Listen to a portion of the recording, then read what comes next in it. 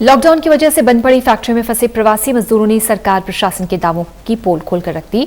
सरकार के लाख दावों के बाद भी इन प्रवासी मजदूरों की बेबसी कोई समझ नहीं पा रहा। हालात ये है कि इन्हें राशन की दुकानों से उधार मिलना बंद हो गया है। मकान मालिक भी किराए के लिए लगातार दबाव बना रहे हैं, क्योंकि जिस फैक्ट्रियों में ये लोग काम करते हैं वो पिछले 2 महीने से बंद है।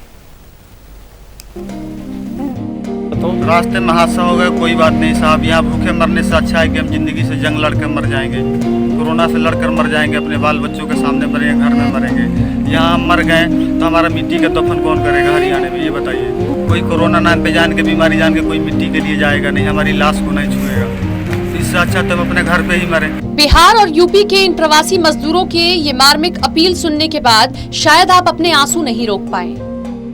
लॉकडाउन में फंसे ये प्रवासी मजदूर किस कदर बेबस हैं, ये बस मजदूर ही समझ सकते हैं। बिहार से 1100 किलोमीटर दूर रोजी रोटी के लिए आए प्रवासी मजदूरों के सब्र का बांध अब टूट चुका है। मजदूरों ने सरकारों को साफ चेतावनी दे दी है कि बंद कमरों में मरने से अच्छा है कोरोना से जंग लड़कर मरे। यही नहीं, इन मजदूरों का कहना है कि हम जनता और सरकार को चुनने वाले भी हम ही हैं और हम ही मरने को मजबूर हैं। सरकार से मार्मिक अपील भी की है, हमें किसी भी तरह भेज दो ताकि अपनों के पास मर भी गए तो कफन को तो मिट्टी मिलेगी। तो रास्ते में हादसा हो गया, कोई बात नहीं साहब, यहाँ भूखे मरने से अच्छा है कि हम जिंदगी से जंग लड़कर मर जाएंगे, कोरोना से लड़कर मर जाएंगे, अपने बाल बच्चों के सामने मरेंगे, घर में मरेंगे। यहाँ हम मर गए तो हमारा मिट्टी का दफन कौन करेगा हरियाणा में, ये बताइए। कोई कोरोना नाम पे जान के बीमारी जान के कोई मिट्टी के लिए जाएगा नहीं, हमारी लाश को नहीं छुएगा।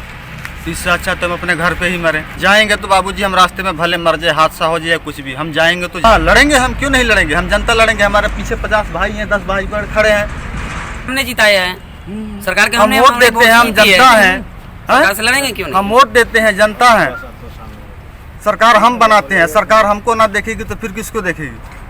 हमको ना देखेगी तो हम उससे लड़ेंगे ही, क्यों नहीं देखेगी हमको? लॉकडाउन में फंसे बिहार और यूपी के इन प्रवासी मजदूरों ने कहा कि 2 महीने से फैक्ट्रियां बंद हैं, इसलिए कोई काम नहीं। जो दुकानें राशन उधार दिया करती थी उन्होंने भी हाथ खड़े कर लिए। यही नहीं, घर से भी पैसा मंगवाकर काम चलाया, लेकिन अब घर में भी पैसा खत्म हो चला है। ऐसे में ना तो प्रशासन ना ही सरकार ने सुध ली है। अब हमने फैसला कर लिया है कि चाहे पुलिस की गोली चले या फिर सरकार रोके, हम पैदल ही घरों की तरफ जाएंगे ताकि अपनों के पास पहुँच सके। पुलिस प्रशासन की बात आती है तो ये रोज आज कल आश्वासन दे रहे हैं, कल भेज देंगे बेटा, परसों भेज देंगे, लेकिन अभी तक किसी तरह का हम लोग का कोई हेल्प नहीं मिला है। लास्ट में हम लोग यही करेंगे जो नहीं करना चाहिए, हम लोग यहाँ से पैदल निकलेंगे और चाहे जिए या मरे, क्योंकि हमें यहाँ खाने के लिए जब नहीं है तो रूम में मरने से अच्छा है कि कुछ हौसला बढ़ाएं ताकि हम घर पहुँच जाएं।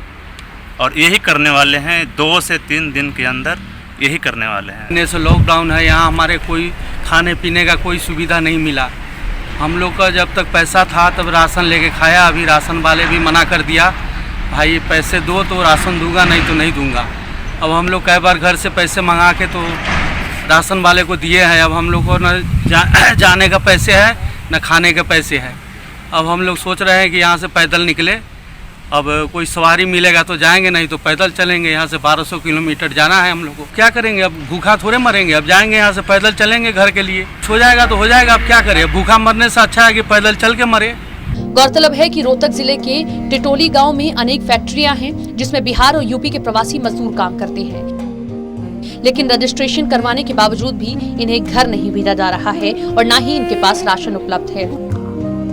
ऐसे में ये प्रवासी मजदूर पैदल ही पलायन करने की तैयारी में हैं, जबकि प्रशासन और सरकार दावा करती रही कि किसी भी प्रवासी मजदूर को भूखे पेट नहीं सोने दिया जाएगा।